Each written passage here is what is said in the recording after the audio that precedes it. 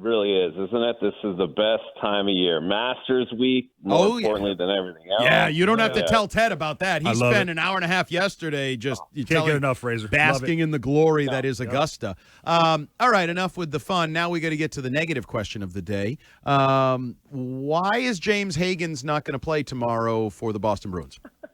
Why is that a negative question? I don't know, because you see a name like that, a top 10 pick, he joins the team, you're like, oh, there's only a few games left, we're headed to the playoffs, I'm going to get to see James Hagens, 12:30, early puck drop, and then you find out he's not going to play. All right, so, I mean, I could go 100 different ways here, but for me, one, it's everything's been perfectly timed out. He went to the minors, the kid did a great job doing that, the kid continues to say all the right things. He's doing the right things, asking the right questions, learning how to play away from the puck at the pro game and how he can help when he's not just scoring. Number one, the kid's doing a great job. The organization's doing a great job building him along.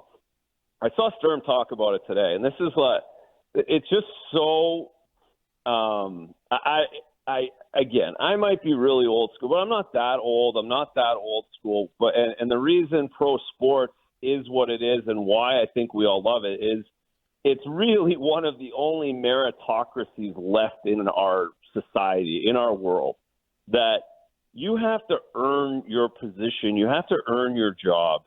And I hate more than anything someone getting anything handed to them, let alone in pro hockey.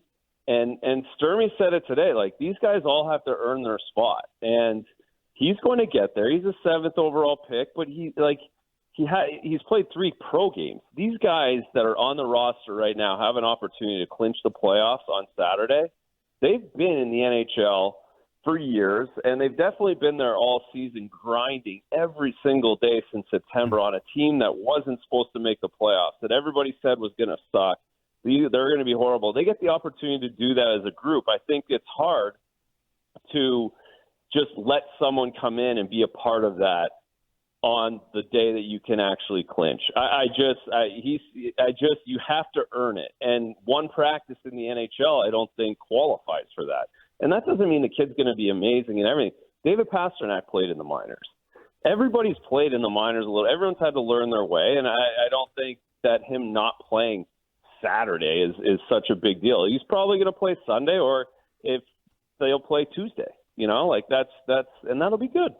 You know, Razor, look, they played. I mean, their last 8 games, they won their first 4 of these last 8, and then they've lost their last 4. So you wonder, you know, which team is it? Is it the one that beat the 4 playoff teams, or is it the one that's lost these last 4 games? You don't know. So they have 3 games left. What do you want to see from this team in these last 3 regular season games before the playoffs start for you to feel good about them going into the playoffs? I don't know. I don't know if it really matters. I think I think they've. You can't lose the next 3, right? You can't lose.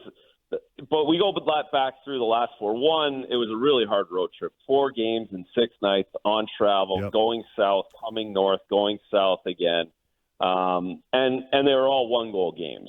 They had won a bunch of 1-goal games. Everything was going really well for them.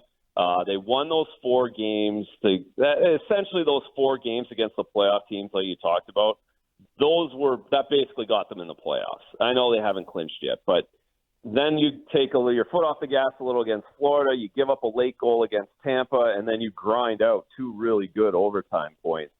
So I think these 3 days rest, I think they'll be really good on Saturday. And so I think what I want to see is just the same, like what I've seen in the last 4 games, even though they've lost, especially the last 2, is resiliency still. What's going to make them a hard out in the playoffs? We saw them against Carolina. Like Carolina couldn't close them out, even though they didn't have a good second period. So I've seen all those good things with this team and how resilient they are and how hard they're going to be to play against the playoffs. I don't think I need to see them score 6 goals in the next 3 games, and then I'll say, oh, they're going to win the first round no matter what. I think they're going to be a hard out either way, and I think they're not guaranteed anything either way. So I think they kind of are what they are. They just need to be able to take the next 10 days. They're not playing until next Saturday minimum for playoff games. They've got 3 games in 10 days. It's really fortunate for them, And I think they have to really take advantage of those extra minutes in practice and off the ice to make themselves ready to go game 83. Razor, what was it you think it took for Geeky to kind of like explode back on the scene, pick up a hat trick? And do you think, I won't say that prolific offensive output, but do you think his plus offensive game is back and here to stay for the postseason? Well, they're going to need to. If they're going to win, he needs to be able to do that. He doesn't need a hat trick every night, but he needs to be a threat. And I think we saw over the 15 games where he wasn't scoring, a few of those games in between where he's not a threat, it really hinders their depth.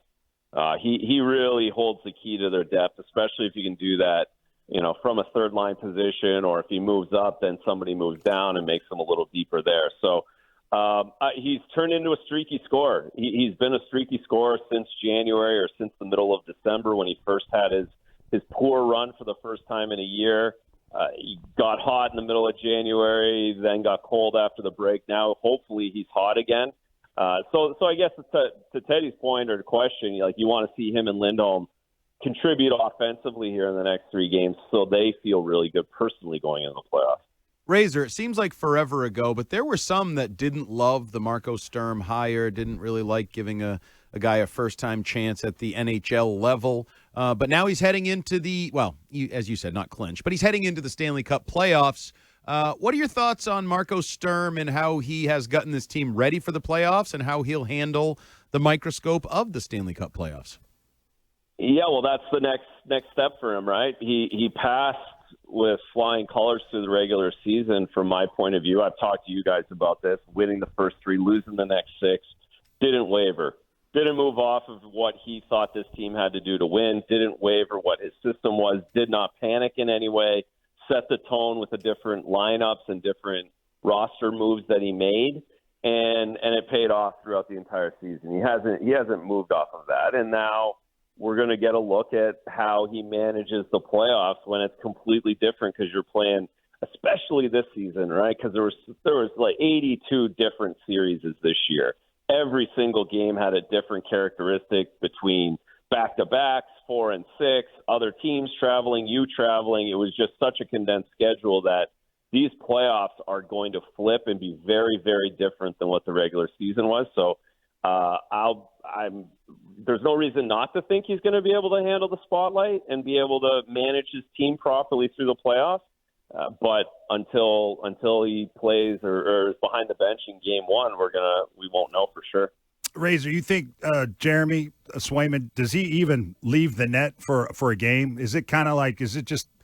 I mean, I know he's played so many games this year. He has maybe a lot more, this year and then maybe last year and vice versa, or from the year before that. But do you see him just never coming out of net in the playoffs? Oh, in the playoffs, yeah, for sure. It's all him. I got to imagine he plays Saturday, Korpisalo plays Sunday, and then he'll get the last game Tuesday, and then game 1. Yeah, but come playoff time, no. If we don't see Jeremy Swayman, then something's gone wrong. Razor, who do you think is the likeliest first round opponent? Which one would give you the most pause or fear, and who do you think the Bruins would do best against? Ooh, I mean, I feel like Tampa has a gear. They've got the goalie. And then Carolina, we just saw them. Everyone seems to be really concerned about Carolina. I'm not as much. I'm not sold on them. They're probably going to win the Eastern Conference. They definitely have goaltending issues. I don't know if the way they play can be sustained come playoff time. But when it comes down to it, we all want Buffalo or Montreal. We want an Adams division first round. Like, if we could find a way to get Boston, Montreal, I mean, please sign me up for that. But Buffalo's a close second. Buffalo, they haven't been in the playoffs in 14 years. They're going crazy up there about it. If they get the Bruins, that'll be perfect. So my hope is Buffalo or Montreal, because I think all 4 teams don't want to play the Bruins. And that doesn't mean the Bruins are going to win in 5 games. I'm not saying that. I just think the Bruins are hard to play against. So any one of these series of those 4 teams are a tough matchup for the Bruins, but doable. I just want it for the fans' sake but hockey will be better if it's Bruins Montreal or Bruins Buffalo. All right, Razor, before we let you go, I'm going to put you on the spot here, but I think it's a fun one. Goalies are notorious for being different, shall we say, quirky, whatever you want to call it. And I think we saw and have seen that Morgan Geeky and some scorers are a little quirky. If you saw the game in Philly, retaping the stick, smashing the stick, doing various things at all times. Who's quirkier, goaltenders or goal scorers? Well, it's got to be, at the end of the day, goalies.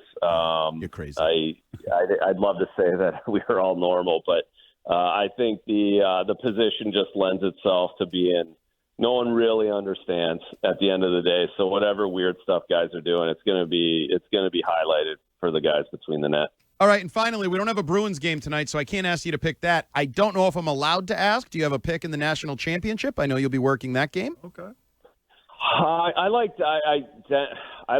actually really like Michigan. I thought they were a real hockey team this year. They usually have a bunch of first rounders and they have a ton of skill, but don't really have a team. This year I thought they had a team, and Denver still found a way. So Wisconsin's been very hot. They've been awesome the last 3 games in these regional and the Frozen Four the other night, but I don't know how Denver loses. All right, so Denver it is. We'll hold you to that, and we will touch base with you next week. Playoff time next week, gang. Love it. Damn awesome. right. Yeah. Swayman or bust, Don't go to baby. any, no Sedona resorts for anyone. Nice. All right, we'll let you go on that, Razor. Andrew Razor Raycroft here on WEEI Afternoons.